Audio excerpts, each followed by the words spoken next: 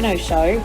It's the first instalment of my Reno recap since I completed my last renovation. Organisation guru Marissa is back to help you stay organised when you renovate your wardrobe, and I will transform a family home's entryway into a beautiful and practical space with Luxo living. Jen from Interiors Addict has some inspiration for styling your bed, and Rowan and I will break down how to create a perfect first impression for buyers at your property.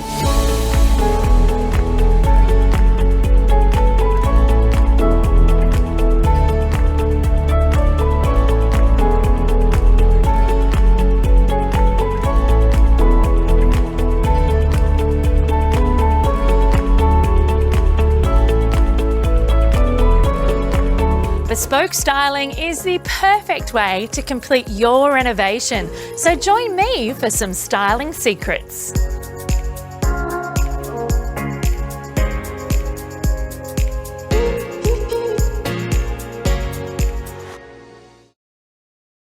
There are so many different ways that you can style your bed, so Jen from Interiors Addict and I are here to have some fun together and show you some everyday and some luxury looks.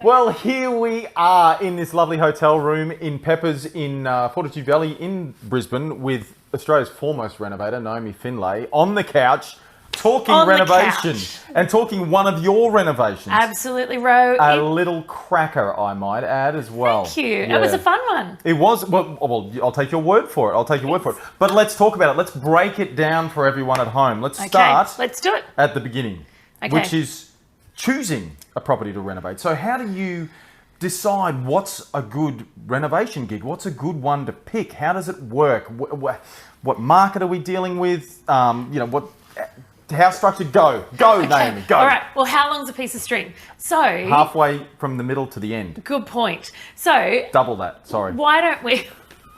Why don't we look at what attracted me to this place? Yes. Yes, let's do that, because that could literally take months for us to talk through.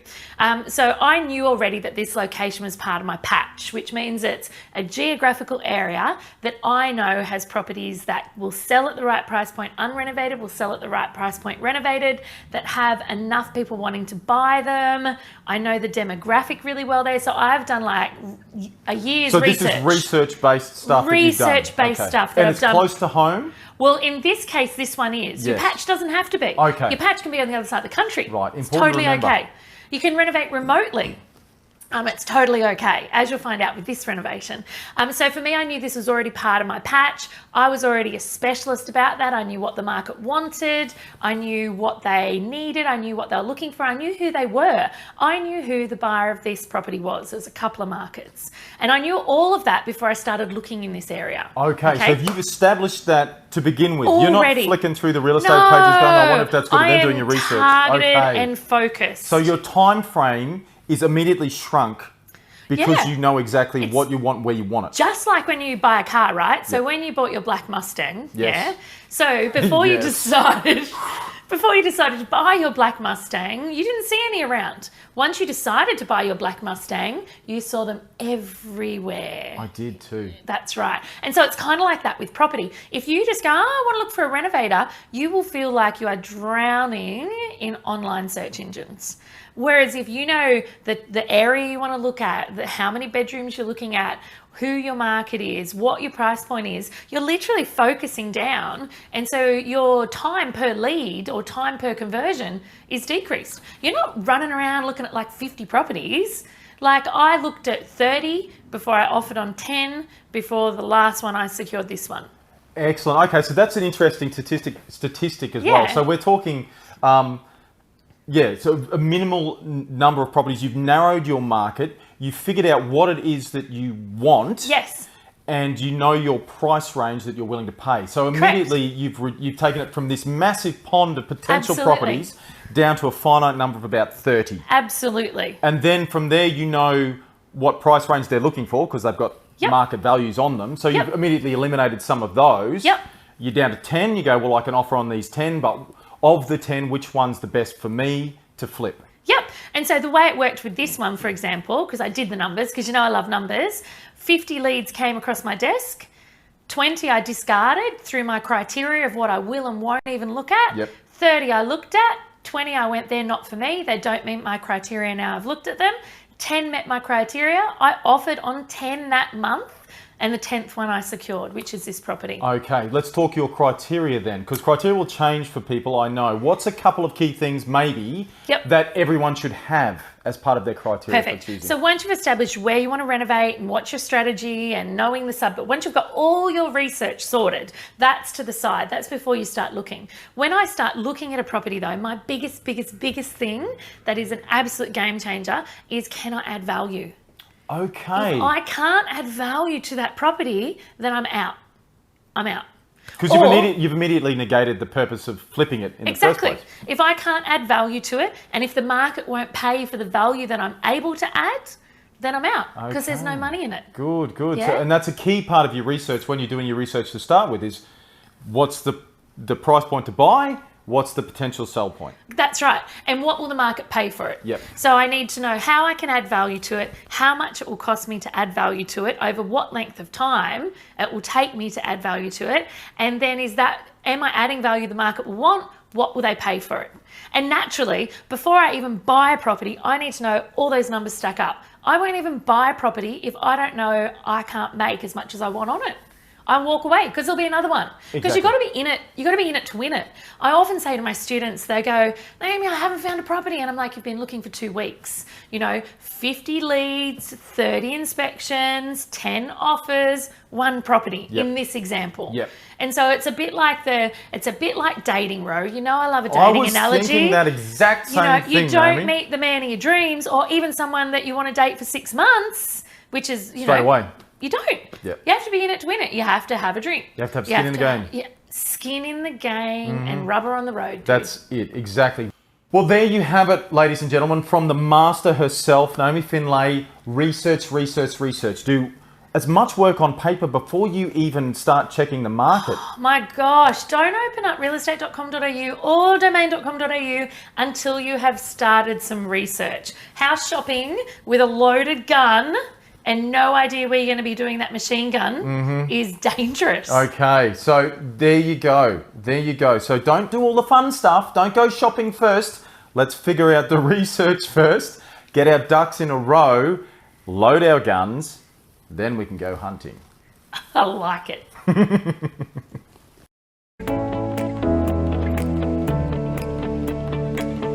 Now, you've often heard me say that size matters. Well, this is a bit of a different sort of situation. Some people approach their storage and their wardrobe renovations or replacements and think, well, it's only small, so it doesn't matter. But you know what? It really does.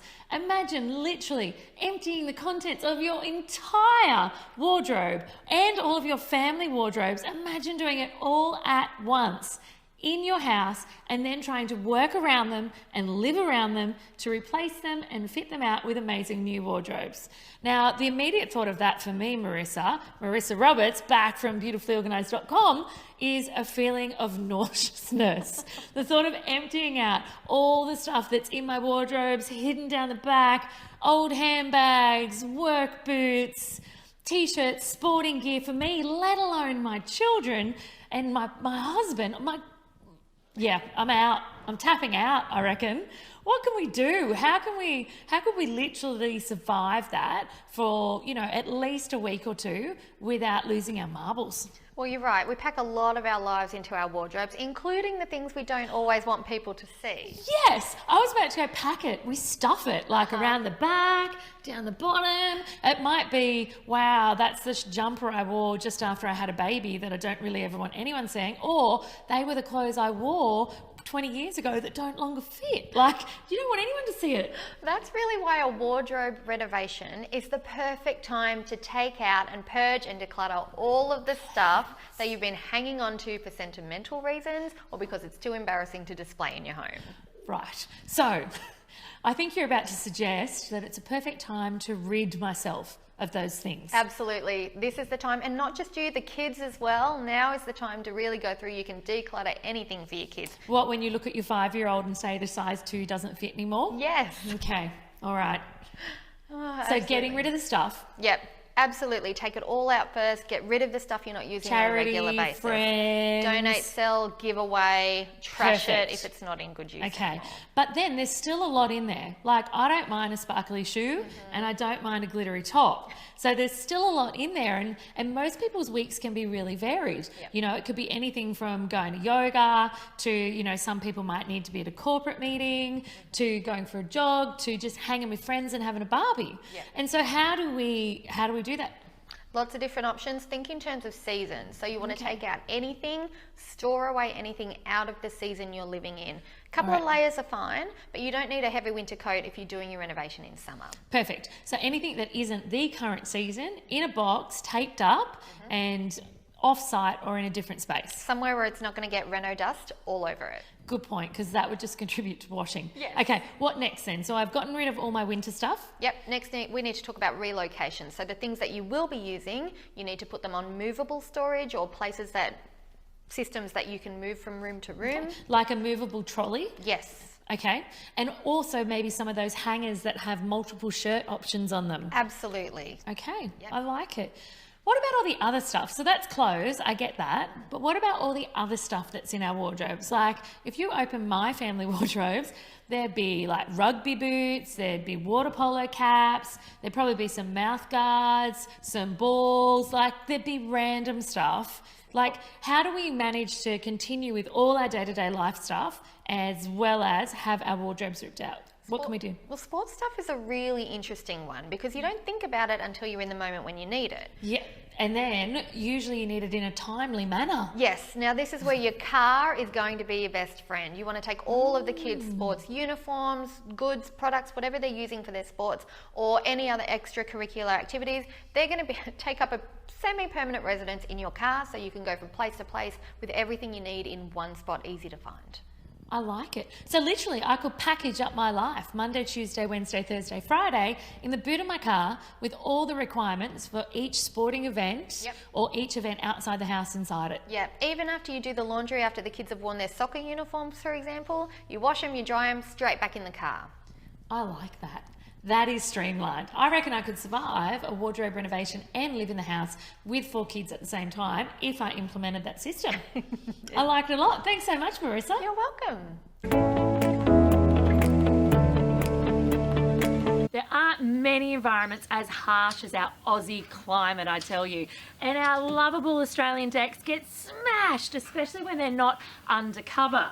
And you'll see what happens, our twist shank nails pop out, we catch our skin on them, it means our boards twist, it then means that we can get splinters, get into people's feet. It is just a recipe for disaster, but there's no need to throw the baby out with the bathwater.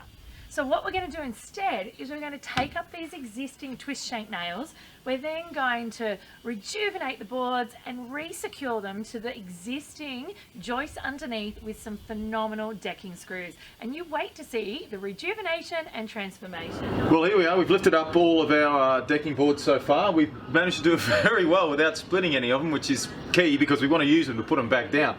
But just while we've got them up, I thought I'd just do a quick video to let you know that this is a really good opportunity to get in and have a look at all your subfloor framing and make sure that everything's still solid and joined together. There's no signs of rot. It's also a really good time because this deck is fully sealed from access So it's a really good time to get in and have a look and make sure you've got no borers, you've got no insect activity, you've got no wood rot, any of those things. And if you do find that stuff, for instance, if you find some borer activity or some termite activity, then call the professionals in straight away and get that looked at.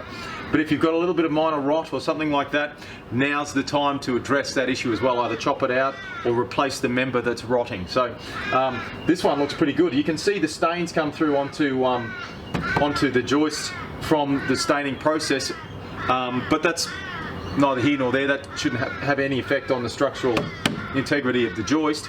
They all look to be in really good condition. They're pretty clean. There's still plenty of space underneath for the air to get in and circulate. So yeah, all in all, even you can see looking at it, it's really dry. It's in really good nick. So we'll just tidy it up, broom it off, and then start putting the boards back down with the screws in them. So we'll see you soon. Okay, so here we are. We've got 3/4 of the deck down again now. Very important. Remember, for this example that we're referring to here, we pulled the boards up and stacked them, punched all the nails out of them, and then we're putting them back down with decking screws. So we had to number the boards, so we remembered which way they went back down. Okay, so just a little tip, if you can number the boards in any way that makes sense for you, so that when you put them back down, you know you're going to end up with the right boards in the right spot.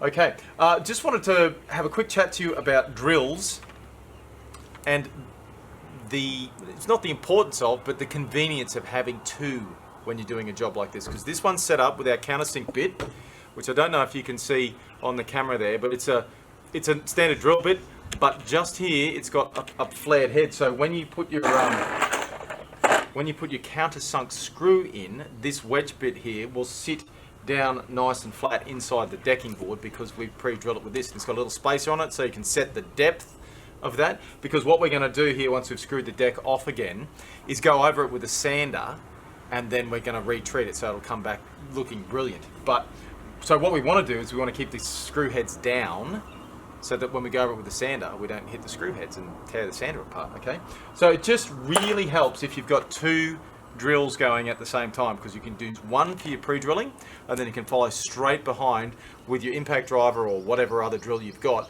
and put your screw in, because these boards will move and then you'll misalign the holes and it's just so much faster. So if you can, just take the extra time and the little bit of extra money that it might be to buy. You can buy these 18 volt impact driver kits with a drill driver and impact driver really cheaply now, and even if you get 3 months out of it, the time you save doing that will be well worth the expense. So bear that in mind. And also, while you're here, I might just show you as an example how this countersink bit works. So you can see here I've pre-drilled this one with the countersink bit that we were talking about before, which is this one here. This one here hasn't been pre-drilled with the countersink bit. So I'll just give you an example of what this does. And then got the countersink in there, so that, stay with me, when we drive our screw in, it sits below the surface of the board. So when we hit that with the sander later on, we're not going to be tearing the sanding paper and we're not going to be sanding the top off our deck screws. Alright, so here we are. We have now lifted the deck. We've checked underneath it all, made sure it's all structurally sound, it's all good to go, plenty of movement from air underneath there, all the joists and stuff are in really good nick. We've taken all the nails out and we've now countersunk our decking screws into the deck, and already it's made, we've mopped it off because we've been stomping dirt all over it, but already it's made a massive difference to the way this deck looks. By screwing it down, we've taken some of the cupping out of the boards as well, just by screw fastening them down, and you won't be tripping your toes over any spiky, outy bits coming out of the screws now, because they are there for good. So next step now, we'll run a sander over this, give it a good sand and bring it back to bare timber, and then we'll hit it with a treatment. So stay tuned for that in another episode.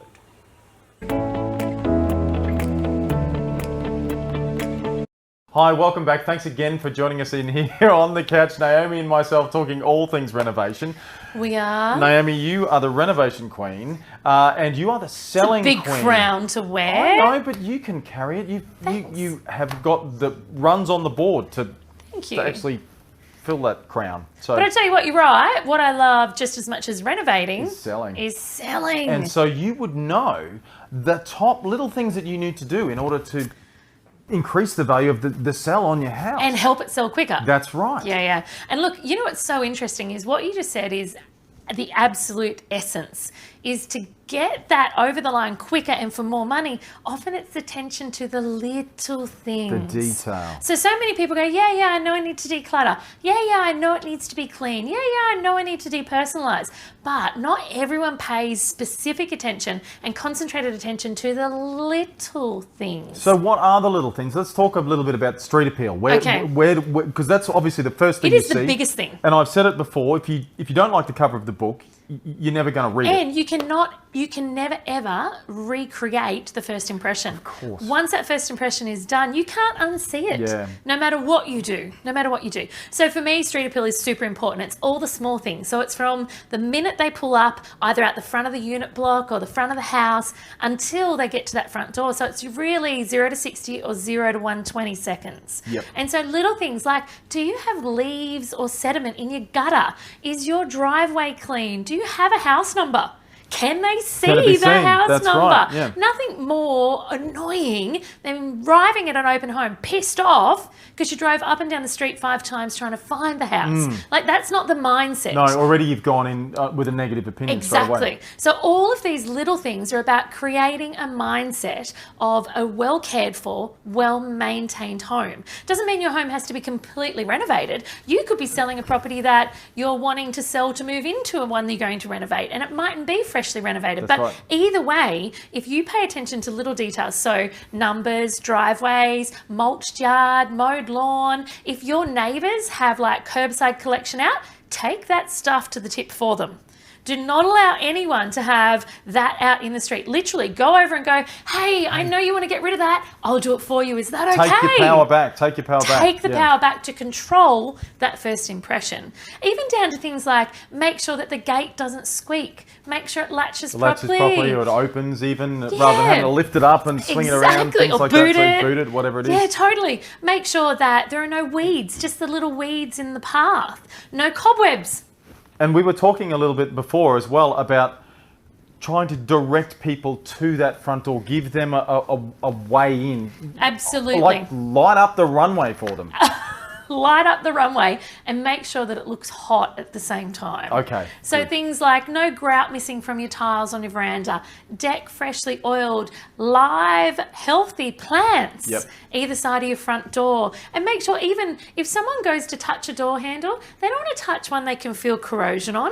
They want to touch one that's not pitted, clean, shiny that's one. nice, and that it doesn't move in its socket. And this stuff is all really, really easy stuff to fix. And it's Really really easy. inexpensive to make these little things just to really spruce up the people's first impression of your property when you get there. Realistically, everything we've just mentioned from 0 to 120 seconds, none of that needs a tradesman. There is no excuse to not pay attention to these small details. That's right. And get help from your neighbours or get help from someone to just give me your first impressions. Absolutely. Come and have a look. And if you've got a neighbour like I have had neighbours, it's like my neighbour, he'd be like, oh mate, the door jam's a bit. And do you know who's or often one of the whatever it is. best ones for that? Your mum. Mum's good at that. Mums are good at that, at being unbelievably objective. Jeannie would be a good one for that. My wife would be a great one for that. To be like, oh, all the things I've been telling you to do for the last 5 years, those are the things you need Here's to fix. your list. It's what I did 5 years ago, I just honey. took it off the fridge. It's been there for a while. I like it. Yeah. So for me, those things, they're some of the most important things, because what that does is it sets the impression before someone's even entered the house that, you know what, someone cares about this house. Someone's paid attention to the detail. So no one's walking into the house going, oh, what else am I going to find? Exactly. You know, the gate didn't work, the front yard was a bit messy. Wow, they couldn't even pull that weed out. I wonder what else they've left to disrepair. Yeah, that's right. That whole narrative. The doubt is in their mind already. Yes. Yeah. And it's all small stuff. And it's important to mention too that we're not just talking about houses that you've freshly renovated. No. This could be the family home that you've had for 20 years. But if you just take a little bit of time, do a little bit of preparation, correct, do a little bit of work, you can make a massive difference to that first impression, and the first impression counts. It's one that you can never recreate.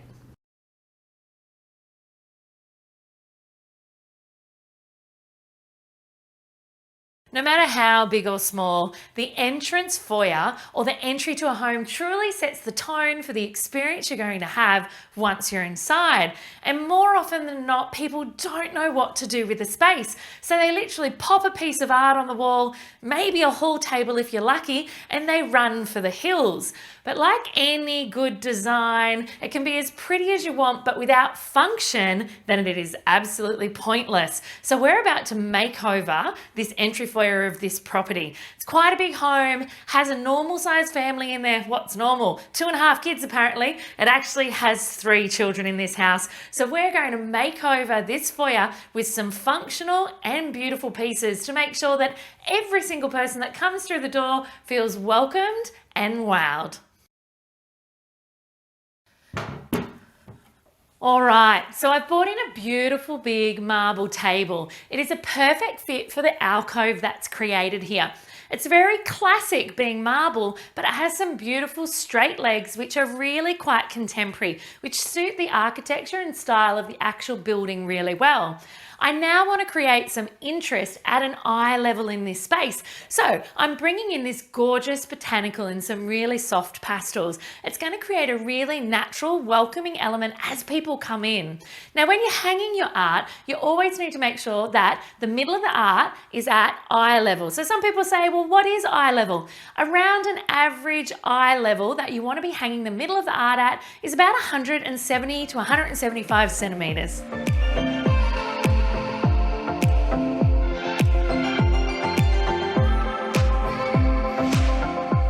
All right, so we've popped in this runner to really give that elongated, welcoming feel when you come in, and this awesome bench to mean that this family has somewhere to sit when they're popping their shoes on for school or when they're coming home from a big day at work.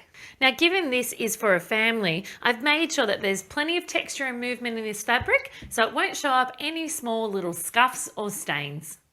So this entry foyer came with a ready-made art nook, like many have over the past couple of decades. Rather than popping a different piece to our botanical in there though, which might have made the space feel just that little bit busy, I'm going for a perfect companion piece, laid landscape. Now that the large pieces are done, time for some essential finishing touches. Here comes the fun.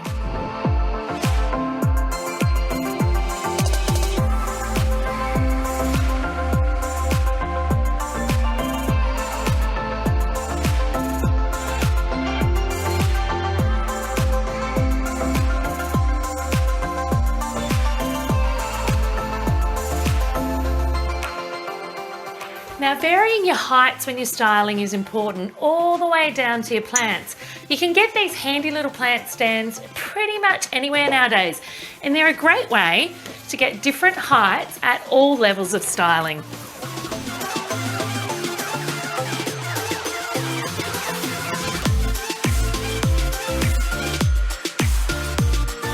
There you have it, we are done. A family-friendly, functional entry foyer. I mean, even the runner on the floor is easy clean for those muddy football boots.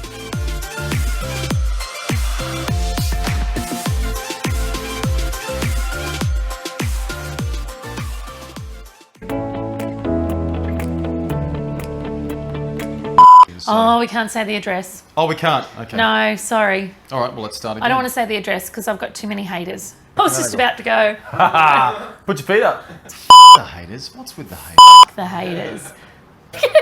Okay, sorry, it's very unprofessional of me. It is very. I can't work like this.